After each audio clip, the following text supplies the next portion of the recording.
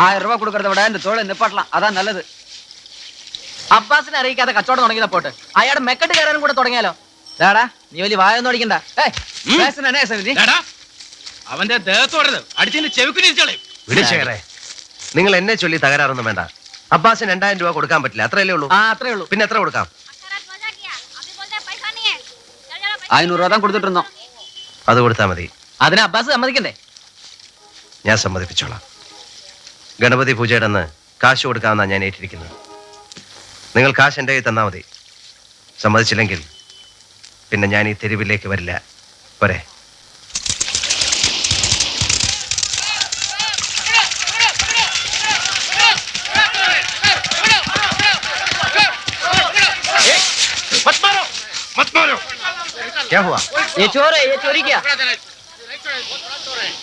ഒരിക്കൽ ജയിലിൽ പോയപ്പോഴെങ്കിലും നീ നന്നാവെന്ന് വിചാരിച്ചു. എന്താണ് പൊട്ടിച്ചേ?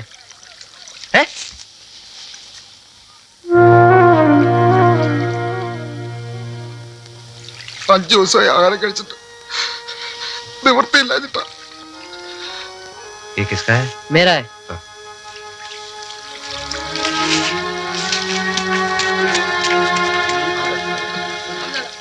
അങ്ങോട്ട് വന്ന നിങ്ങൾ കേട്ടില്ലെന്നറിയാം. കിടന്നിരുന്ന പുര വരെ വിട്ടിട്ടാണ് ദുബായി പോവാൻ ഞാനിവിടെ വന്ന് പണം മുഴുവൻ വാങ്ങി അവന്മാരെന്നെ പറ്റിച്ചു.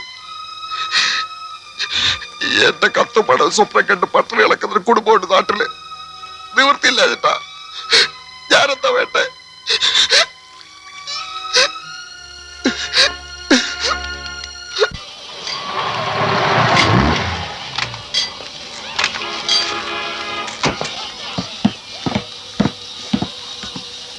Oh, you're Lari. Hi.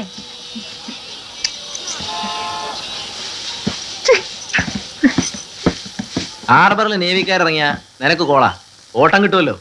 First ഷീറ്റിലേക്കും അതുപോലെ പെണ്ണുങ്ങളോടത്തേക്കെല്ലാം. ആ ടൈപ്പ് ചൊക്ലി നേവി അല്ല ഈ സായിപ്പ്.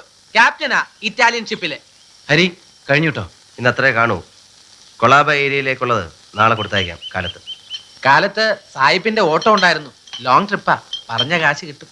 ഒന്നുകിൽ ഈ പണി ചെയ്യണം, അല്ലെ സായിപ്പിന്റെ ഗണപതി പൂജ വരെ തന്നെയാ. അത് കഴിഞ്ഞ് ഈ കച്ചവടം ഉണ്ടാവുമെന്ന് എനിക്ക് തന്നെ അറിയില്ല.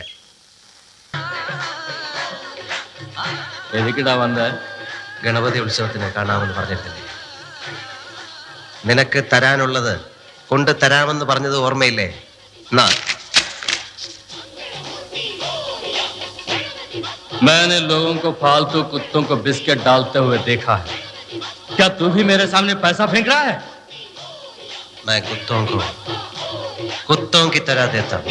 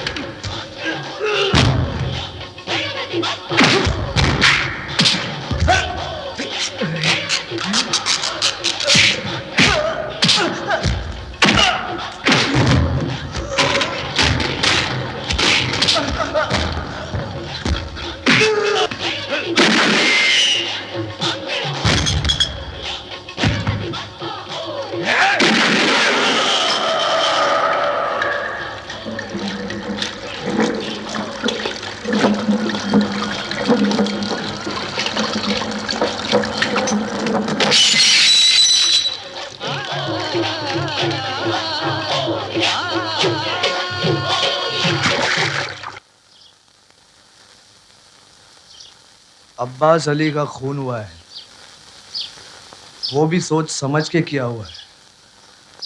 गणपति के पूजा की वजह से ना किसी ने कुछ सुना ना कुछ देखा, लेकिन मुझे यकीन है कि दुश्मन उसी इलाके का है। तुम लोग जाओ, उस इलाके के लोगों को इतना घबराओ, इतना डराओ, ये सब खेल ही डर का है।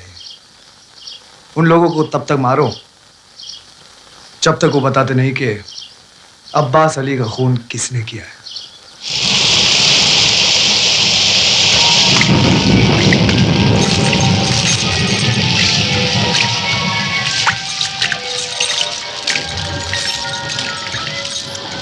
അബ്ബാസ് അലിയെ കൊന്നവർ ആരാണെന്ന് ഈ തെരുവിലുള്ളവർക്കറിയാം.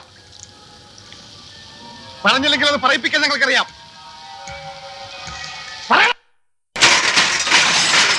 ഞാൻ തന്നെ പൊളിക്കും. പറയില്ലേ? പറയടി കളവി.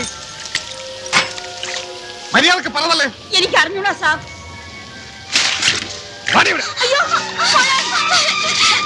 നിങ്ങൾക്കറിയാം, ഇവിടെയുള്ള എല്ലാവർക്കും അറിയാം. പറഞ്ഞില്ലെങ്കിൽ സ്വന്തം മകളെ തുണിയിലായി നാട്ടുകാർ മുഴുവൻ കാണും. സത്യമായിട്ട് ഞങ്ങൾക്കൊന്നും അറിഞ്ഞൂടാ. അഴിക്കണം. അയ്യോ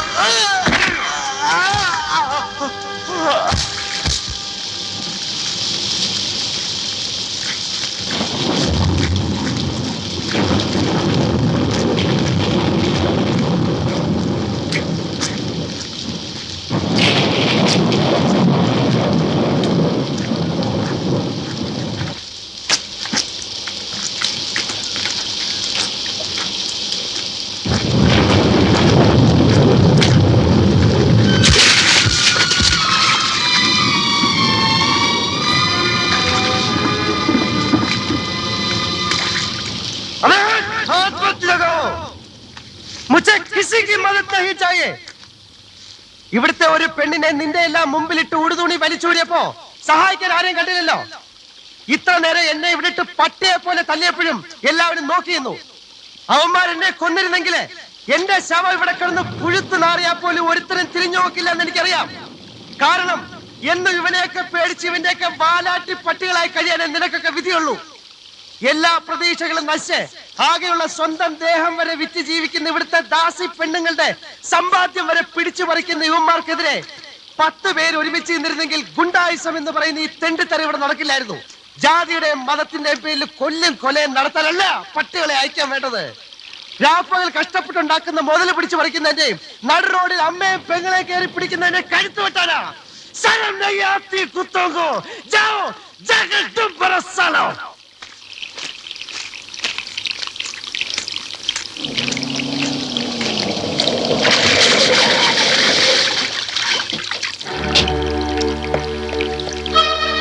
ஏண்டா இந்த ஸ்ட்ரீட்டுக்கு நீ தான் தாத்தாவா?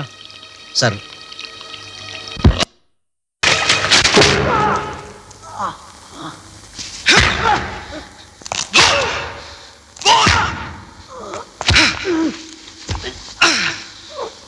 बोल अब्बास अली का खून तूने क्या लिखेगा कि नहीं? बोल. அப்பாஸ் அலியை கொன்னது நீ தான் எழுதி கொடுறா.